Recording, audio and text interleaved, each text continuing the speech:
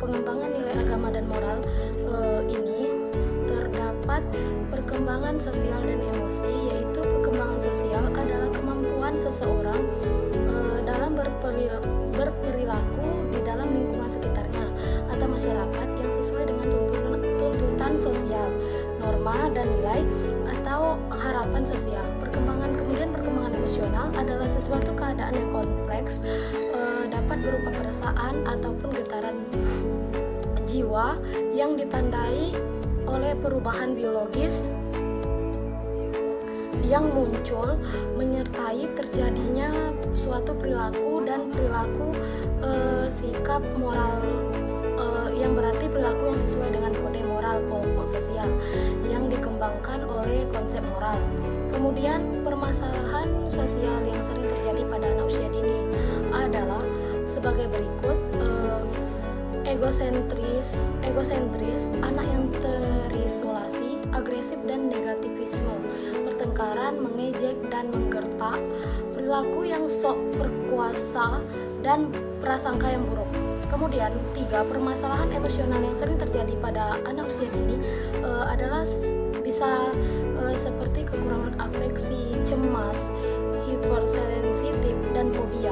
Kemudian permasalahan moral yang sering terjadi pada anak usia dini adalah gangguan mental, autisme, kemudian gangguan perilaku dan lain-lain. Pengembangan emosi anak dapat dibentuk melalui metode pembelajaran seperti bernyanyi dan bermain musik, bermain peran, bermain hand puppet, latihan relaksasi dan meditasi dengan musik, bercerita, permainan gerak dan lagu, permainan demonstrasi dan permainan personifikasi.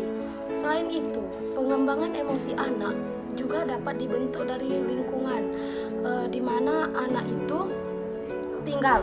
Karena dari lingkungan, anak juga mendapat pengalaman dan peristiwa-peristiwa penting yang terjadi pada anak, dan dari pengalaman dan peristiwa penting itu kepribadian anak juga akan terbentuk.